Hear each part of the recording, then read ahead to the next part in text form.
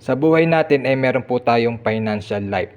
Ito pong kulay blue na linya pataas, ang tawag po dito ay the law of building wealth. Okay? So ito naman pong linya na kulay pula pababa ay tinatawag nating the law of decreasing responsibility. So ito po ay tinatawag nating the X-curve concept, mga kaibigan, mga ka-viewers po. So ito po ay opposite ng financial life natin. So start po tayo sa kulay blue. So ito pong kulay blue pataas ay tinatawag nating money line. So ito naman ng kulay pula na pababa ay tinatawag nating responsibility line. Siyempre, so bata pa lang tayo, wala pa tayong savings, doon pa lang tayo magtatrabaho, pero sa umpisa pa lang, ang taas na ng responsibilities natin. Meron tayong food, shelter, clothing, education, loan, mortgage, health, at death.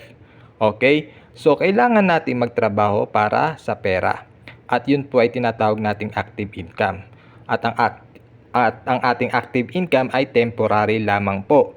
Pero yung ating mga big responsibility ay permanent po yan. Kaya habang tayo ay bata pa, ay mag-ipon tayo ng mag-ipon, pataasin po natin yung ating money line para magkaroon tayo ng high savings. Para naman bumaba yung ating responsibility or yung ating responsibility line para pagtanda natin ay wala na tayong responsibility. Pera na ang magtatrabaho para sa atin. Meron na tayong passive income para doon sa ating pangangailangan pagtanda. Kasi pagtanda natin, kakain pa rin tayo, mananamit, di ba? Siyempre, yung tirahan natin, may mga kuryente pa rin yan, may mga ano pa rin yan, tubig. So, dapat meron na rin tayong passive income para dito. At dapat wala na rin tayong utang, pa-travel na lang tayo, nag-aalaga na lang tayo ng ating kalusugan. Yun ang maganda pag tayo ay matanda na, wala na tayong responsibility, money working for us na tayo. Okay? Pero habang tayo nabubuhay, ay meron tayong tatlong if na dapat nating paghandaan na hindi natin mapipigilan. What if we die too soon? Kanino problema to? Siyempre hindi sa atin, sa ating pamilyang maiiwan. Kailangan dapat meron tayong protection at hindi konsumisyon.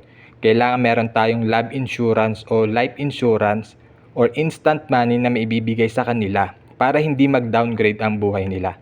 Siyempre, sino ba naman ang taong ayaw mabuhay ng matagal, di ba? What if we live too long naman, di ba? Kailangan natin ng investment para yung pera na or yung ating living interest na tayo para yun na yung mag-aalaga sa ating pagtanda. Siyempre, habang tayo nagtatrabaho at nabubuhay sa mundong ito, ay hindi natin maiwasan ang pagkakasakit, di ba? So, kailangan natin ng healthcare fund. Kailangan natin ng short-term healthcare at long-term healthcare. Paano naman kung tayo ay matanggal na sa trabaho? So, wala na tayong short-term healthcare. So, kailangan pa rin natin ng long-term healthcare. Siyempre, kapag nagkasakit tayo, sino bang magbabayad ng hospital bill natin? Kaya doon papasok ang kahalagahan ng healthcare. So, itong tatlong if ng buhay na to ay hindi natin mapipigilan, pero kailangan natin mapaghandaan or mapapaghandaan natin siya. Yun lamang po, salamat.